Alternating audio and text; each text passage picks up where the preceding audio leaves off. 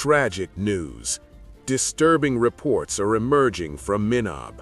According to sources, a strike on an elementary school has reportedly resulted in the deaths of more than 100 schoolgirls.